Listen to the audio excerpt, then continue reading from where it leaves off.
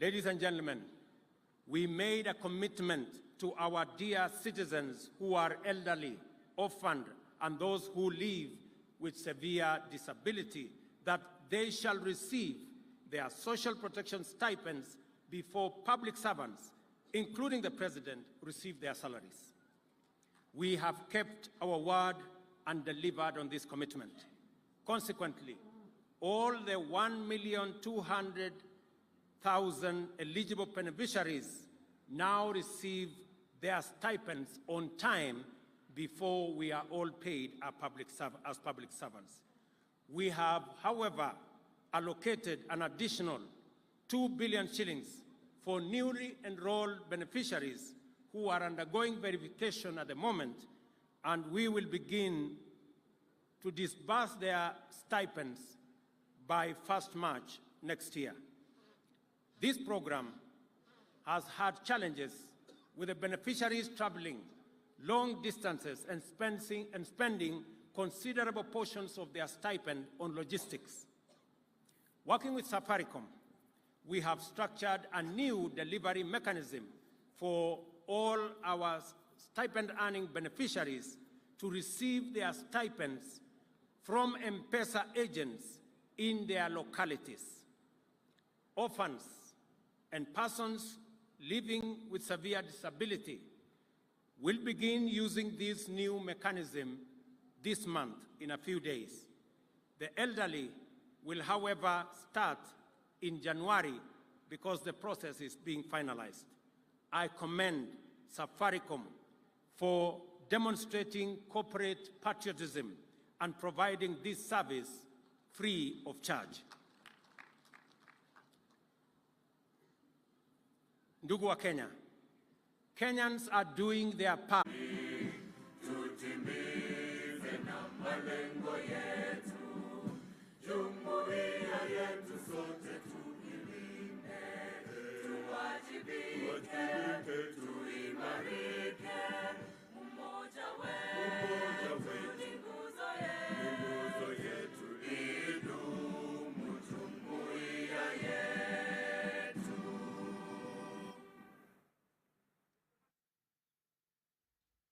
Niombe tuweze kutulia. Mwenzangu Mike Gitone atupe itifaki ya kufumukana mahali hapa. Kwako Gitone. Nitaomba sote viongozi tafadhali tutulie kwenye jukwaa ili tuweze kuelekezwa kwenye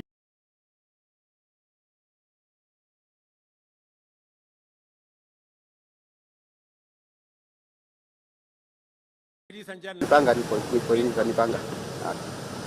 Tumetoka.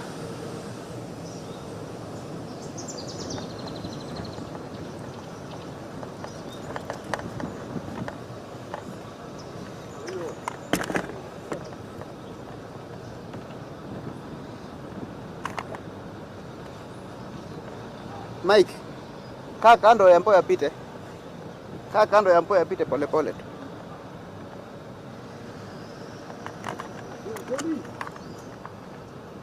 Yeah? Nataka wachie gari ya kila ya mpo tukitoka ipite.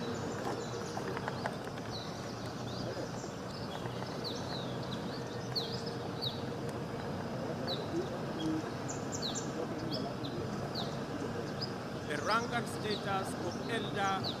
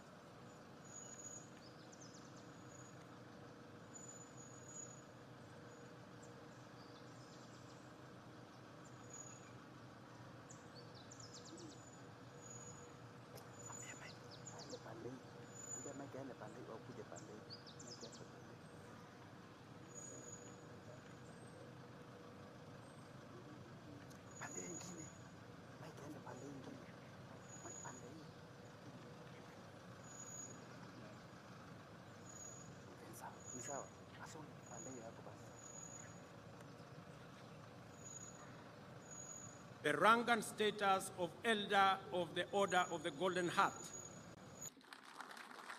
the highest honor our country awards its citizens who illuminate the path of excellence. She has earned her place at the very top, from running barefoot to breaking 2 world records within a year, is the ultimate stage of heroism. Faith's journey is an inspiration to all our young and aspiring athletes.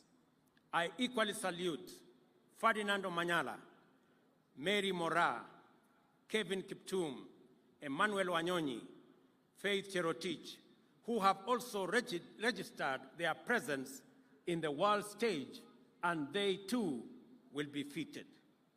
This administration has also taken deliberate steps to build and invest in the creative economy.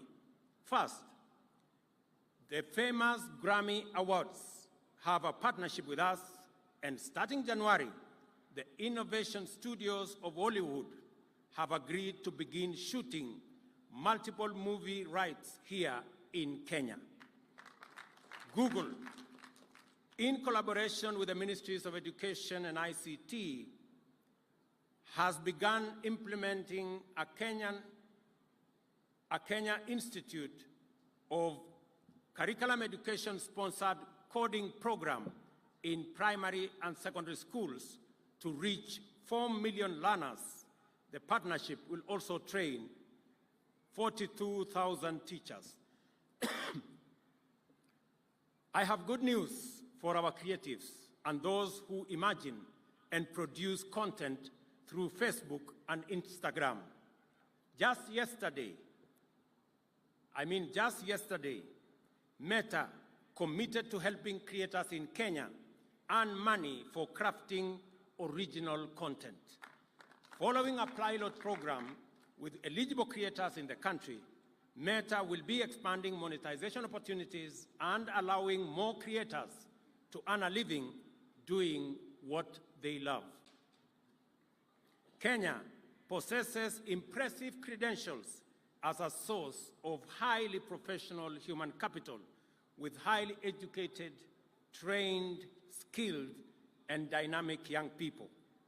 We have systematically and intentionally negotiated separate bilateral agreements with countries in the Middle East, Europe, and the Americas to connect our skilled workforce with opportunities globally.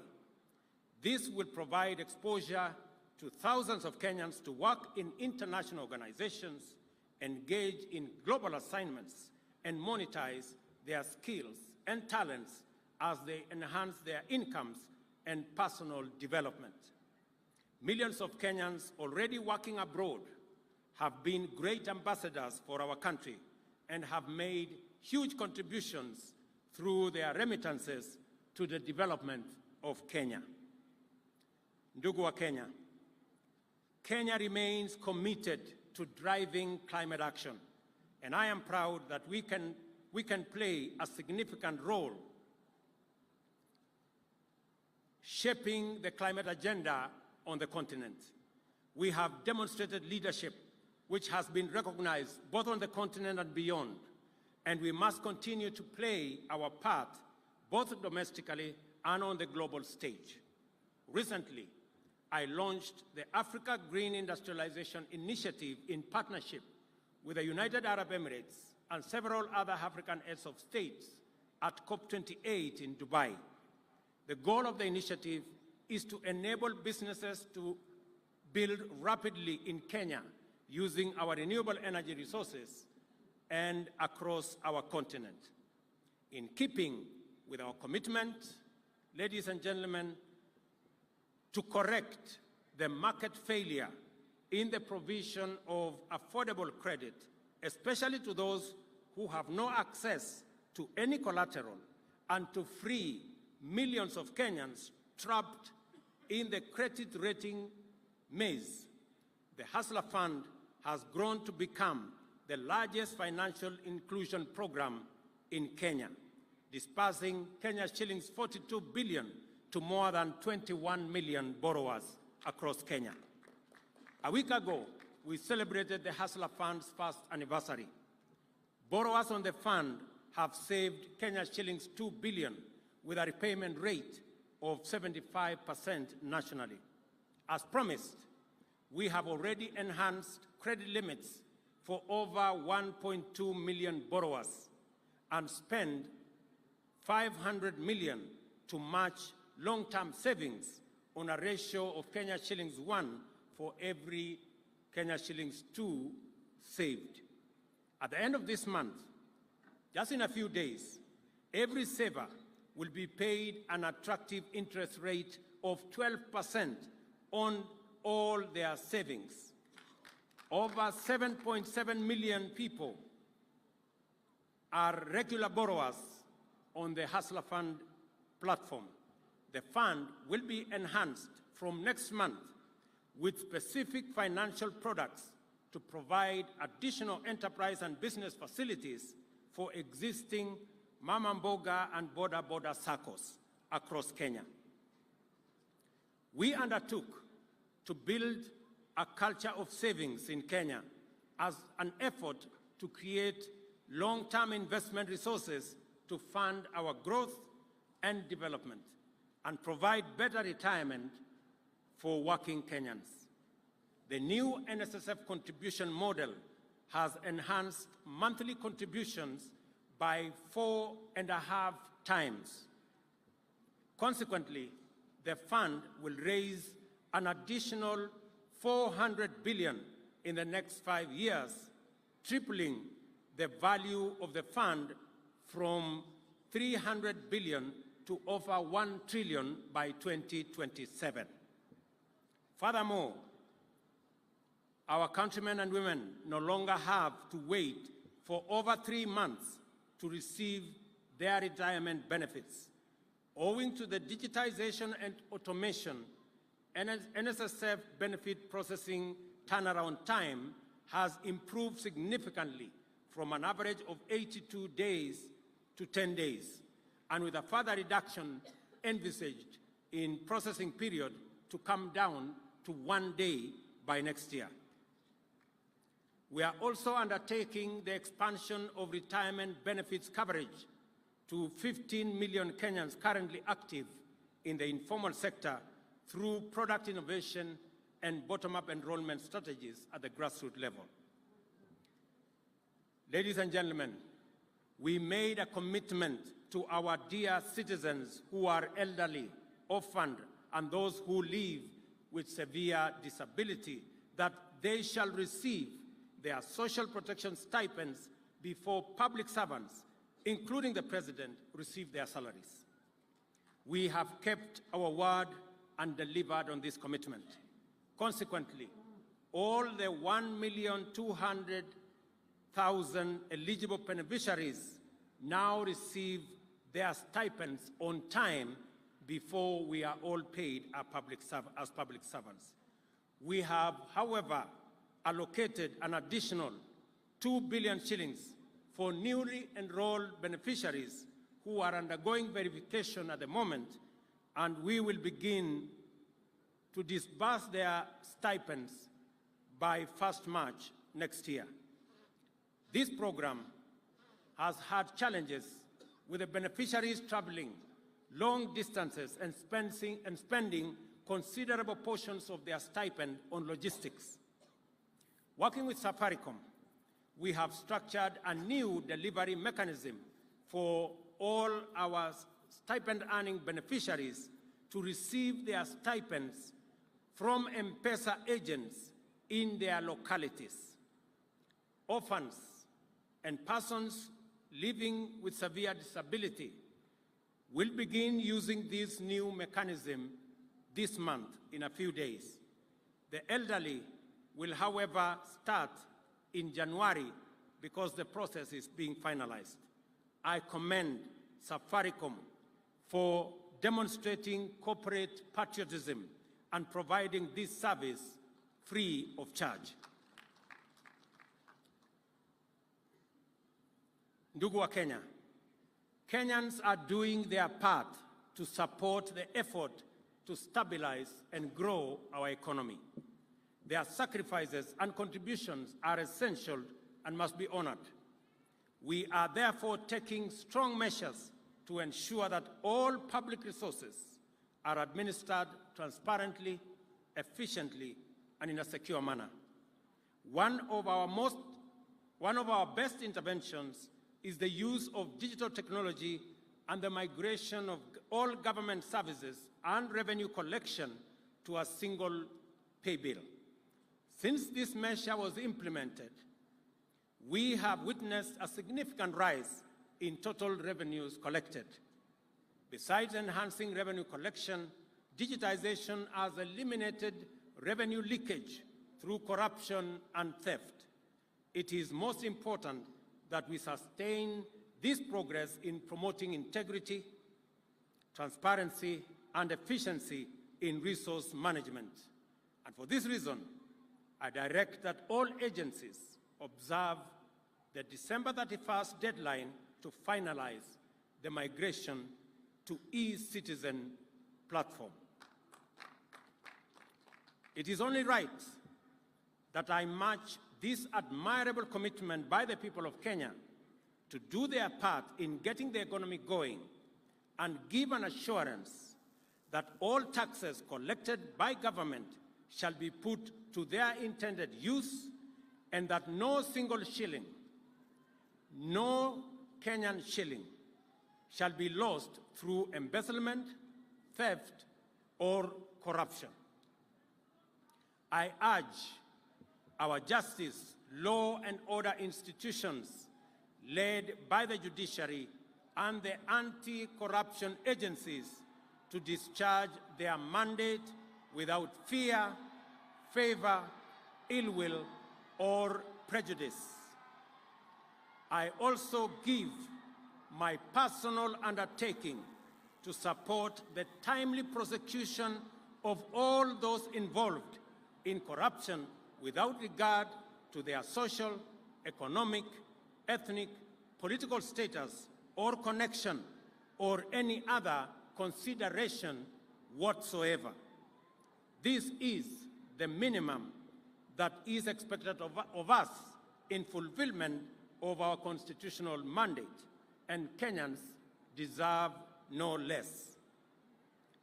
The story of our nation's sovereignty cannot be fully told without mentioning the fundamental character of our territorial integrity, economic prosperity, political democracy, the rule of law, and the integrity of our social fabric. Our national security apparatus have remained a strong shield against terrorism, crime, and insecurity. As we continue to invest resources into the security sector, we continue to expect continuous improvement in its overall capacity to keep our nation's boundaries inviolable, our people's lives and property safe and secure. I cannot forget the public service. Every member of our civil service has been entrusted with a rare opportunity to make their unique contribution to national transformation. As such, they are at a most advantageous position to demonstrate our national values and principles of governance for the benefit of all Kenyans. Today, I appreciate you for being loyal servants, dependable professionals, and true patriots, and urge you to do more as our people's partners in the transformation of Kenya. Much has been given to you by the people of Kenya, and therefore, much more is expected of you. On behalf of the people, I shall hold you to the highest standards of efficiency, effectiveness, transparency, and accountability in serving our nation.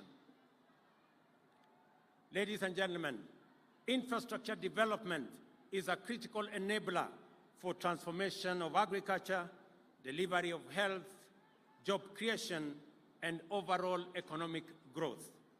As a result, our investment in road and rail network, electricity generation and connection, and water harvesting, storage, and reticulation continue to be a critical component of our development strategy. A comprehensive multi-year plan is progressively being implemented to support the overall socio-economic development of the country.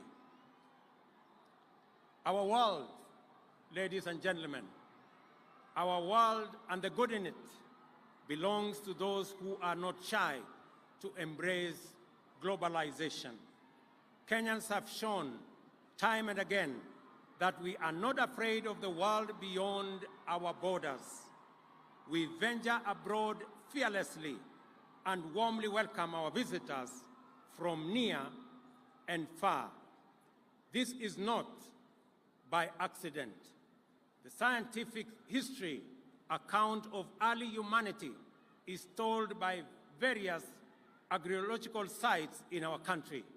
In short, we are the first home of all humanity, and we joyfully embrace our ancestral task of welcoming humanity home. That Kenya is the home of humanity is a scientific fact that fills us with pride and underscores our rich heritage. It is with great pleasure, as President of this extraordinary country, to make a historic announcement of the decision of the government of Kenya. Beginning January 2024, Kenya will be a visa-free country. It shall no longer be necessary for any person from any corner of the globe to carry the burden of applying for a visa to come to Kenya. To echo the call of the Turkana people to the world, Tobongu Lore, a simple message to humanity: welcome home. This is why the government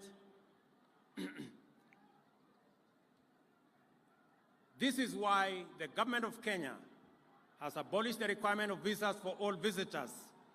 To implement this new policy, we have developed a digital platform to ensure that all travelers to Kenya are identified in advance on an electronic platform. Consequently, all travelers will obtain electronic travel authorization as they come to Kenya. Ladies and gentlemen, I have set out an account clearly showing that although much remains to be done to bring economic progress up to the level of our political maturity and to transform our economy to the ranks of our historical peers globally, we nevertheless have real cause to celebrate the contributions made by each one of us to the collective national endeavor in keeping with the aspirations of the brave and indomitable patriots who set us on this path to national glory. We must now go forth with greater resolve, inspired by the heroic achievements of those who came before us, affirmed by the confidence that our work matters for increasing our heritage and glory, encouraged by the progress we are making, and determined to accomplish our generation's solemn obligation to make this nation a true jamhuri of people, free, prosperous, secure, and democratic. Ladies and gentlemen, I conclude by thanking all Kenyans, Wakenya wote walioshiriki pamoja na sisi kuhakikisha ya kwamba muda mgumu ambao tumekuwa nayo, sote tumeungana, tumeshirikiana na kila mtu amefanya sehemu yake kuhakikisha kwamba Kenya inasonga mbele. Pia vile nimetangaza hapa, wale wazee, wale watu wanaoishi na ulemavu, na pia wale watoto wetu ambao ni orphans, tumesema ya kwamba wamekuwa wakihangaika siku nyingi kwenda kutafuta pesa ya cash transfer. Sasa tumebadilisha sera na pesa zao za cash transfer itapatikana katika kijiji yao. Hawatasafiri tena ama kuhangaika kusafiri safari mrefu kutafuta stipends zao. Vile vile tumekubaliana ya kwamba kwa mara ya kwanza serikali ya Kenya italipia wale hawana uwezo ili wawe na bima ya afya ya NHIF, so that kila Mkenya awe na bima ya afya. Na tumekubaliana vile vile ya kwamba funding model mpya ama mpango wetu mpya wa kulipa pesa ya bima ya afya sasa itawawezesha wale wamekuwa wakilipa shilingi 500, pia tutawapunguzia ije shilingi 300, ndio tuhakikishe kwamba kila Mkenya ako na bima ya afya. Na hakuna Mkenya tena, vile nimesema hapa, hakuna Mkenya tena akiwa na ugonjwa wa saratani ama kansa ama diabetes ambaye atauza mali yake ili aweze kulipia gharama ya hospitali, kwa sababu sasa tuko na hazina maalum ambayo itashughulikia Wakenya wote ambao wako na magonjwa ambayo ni chronic kama vile kansa ama saratani. Kwa hivyo mimi nawatakia heri. I take this very early opportunity to wish every Kenyan and all our friends near and far a Merry Christmas and a prosperous 2024. Asanteni sana. Thank you very much. God bless you. Mungu wabariki sana. Thank you. Kwa heshima naomba sote tusimame kwa wimbo wa taifa na wimbo